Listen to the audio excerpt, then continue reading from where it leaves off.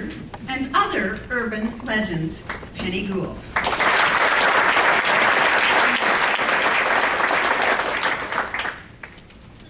We all know how the Cinderella story ends. The prince places the glass slipper on her foot. It fits. He carries her off to his castle, where they are married and live happily ever after. Or do they? Madam Toastmaster, fellow Toastmasters and guests, I am going to share with you 3 insidious urban legends of love that, if not carefully guarded against, will kill any marriage quicker than Kim Kardashian. The oldest of these is the happily ever after legend. 1 year into the marriage, the prince confronts Cinderella. Another bill from the royal shoemaker. I swear your shopping's gonna break the kingdom. What do you need more shoes for anyways? Your glass slippers go with everything. Cinderella replies, a princess can't be seen wearing the same old thing all the time. Not that we ever go anywhere. You used to take me dancing till midnight. Now you just sit around watching the jousting channel. And speaking of sitting, would it kill you to put the seat down on the throne once in a while? Now I'm sure I'm not the only one here who shares Cinderella's frustration. When I logically explained to my husband that I bought a new purse, so of course I had to get new shoes. He just rolls his eyes and mutters something under his breath about Imelda Marcos. I swear, the man is just asking for a stiletto to the forehead one day. You see, in marriage, expectations of happily ever after are simply setting both partners up to be disappointed, disillusioned, discouraged, and possibly dismembered. Because there will be days when you will want to kill your spouse. And I am not talking about a quick, merciful death. I'm talking about a violent affair. Squeezing and shaking and eyes bulging. And as gratifying as this may be in your dreams, you really should resist the temptation to make it reality. And you can start by lowering your expectations. Knowing and accepting that your spouse will drive you crazy will help you to deal with those times in ways that don't involve trying to hide the body. Unfortunately, a key marital survival strategy is typically sabotaged by the second common urban love legend, which has its roots in a devious movie called Love Story. In the movie, a young wife is dying, and when her husband attempts to apologize for an angry outburst, she stops him, saying, love means never having to say you're sorry. Really?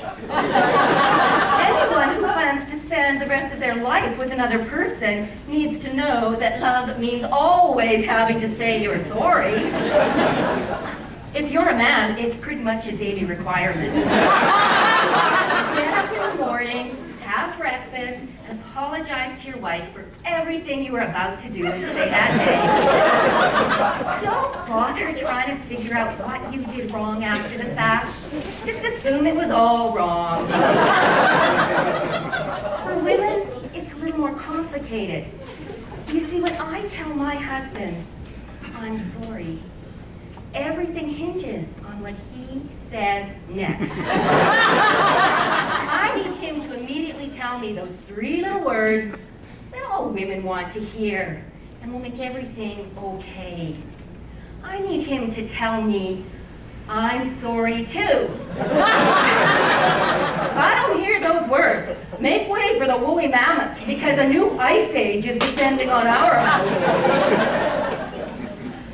However, we wouldn't have to apologize to each other quite so much if we simply took more care selecting a mate in the first place.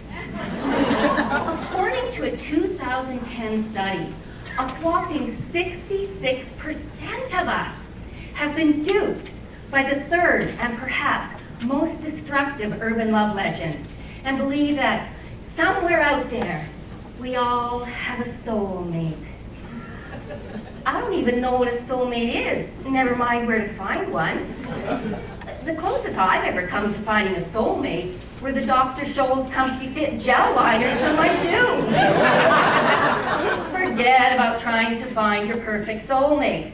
Start looking instead for your perfect cellmate. After all, the ideal marriage really is a life sentence with no chance of parole. So choose your cellmate wisely.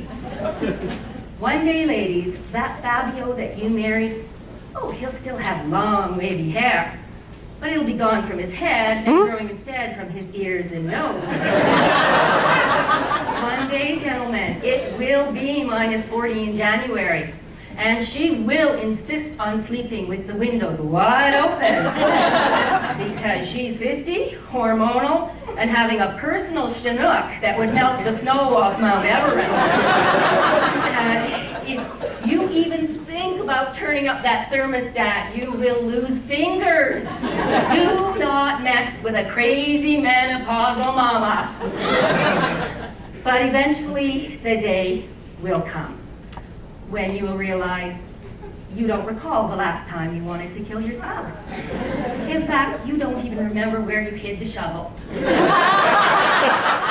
You will realize that apologizing doesn't require as much jewelry as it used to. And in spite of all that hair coming out of some pretty crazy places, that old goat can still get your engine racing. And you will realize just how lucky you are to have found someone crazy enough to put up with you. And perhaps that is the real fairy tale ending after all.